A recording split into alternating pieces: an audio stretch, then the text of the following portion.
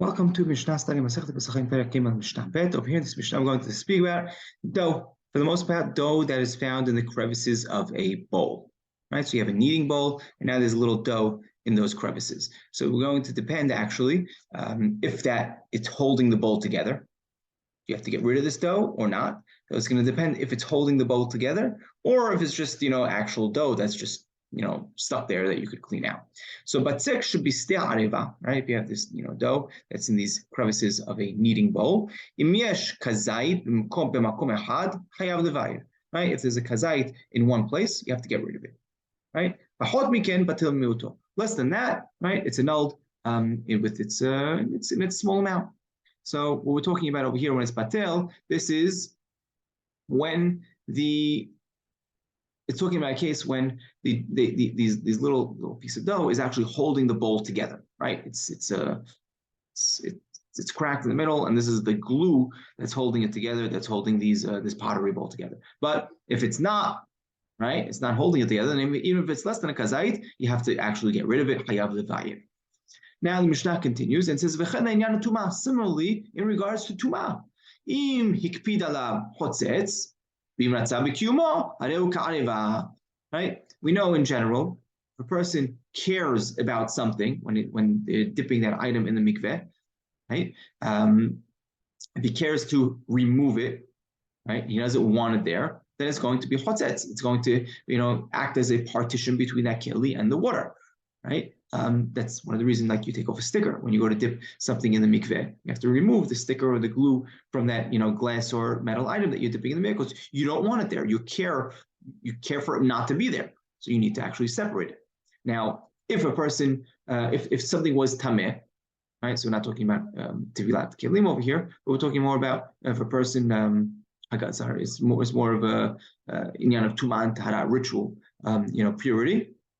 If something was tameh, a bowl was tameh, right, and you did not, take off this dough from it, and you care that it's there, and you went ahead and dipped that bowl in the mikveh, you take it out, it's still tameh, right? It didn't work. Lo alta tevila, right? Because you were makpid, because you cared that was there, so therefore it's chotzetz.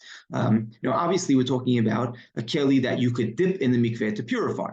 Right? What kind of keli could you dip in a mikveh to purify from its ritual impurity from tumah and tahara? That's talking about a kelietz, a wooden utensil, right? Or the alike, right? Who could become pure in a mikveh. But if we're talking about pottery, we know pottery cannot become become pure in a mikveh, right? You cannot purify it in a mikveh. Right? The pottery, right, it has to be actually destroyed, broken. That's its own purification process.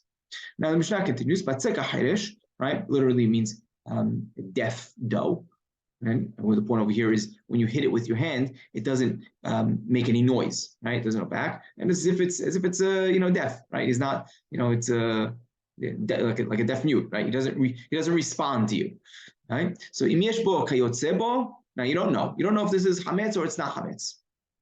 You're not sure. So how do you check? Im yesh kayotze bo sheyachmitz hadeze asur, right? So you have to go ahead and check if you have another dough that was made at the same time. Okay, now you check that other piece of dough. If it's hametz, this other one is also. If not, right? Or, right, you could check with time. How long does it take, right? If it took enough time, then we assume that it's hametz. Now, how long does it take for something to become hametz? Right, so we're all familiar with the 18 minutes. Rambam, though, over here in the Pirush Mishnah, he says it's shiuro kedei she'alech adam b'raglav b'halicha benonit mil echad. Right, it's one person to walk a meal. A meal is pretty much a mile. And how much is this? And he continues, V'hu shi'ur ziman shel shnei chumshei sha'a min ha'sha'ot ha'shavot. Right, it's approximately, right, as I said, it's the time it takes to walk 2/5 of an hour. Right, 2/5 an hour is 24 minutes.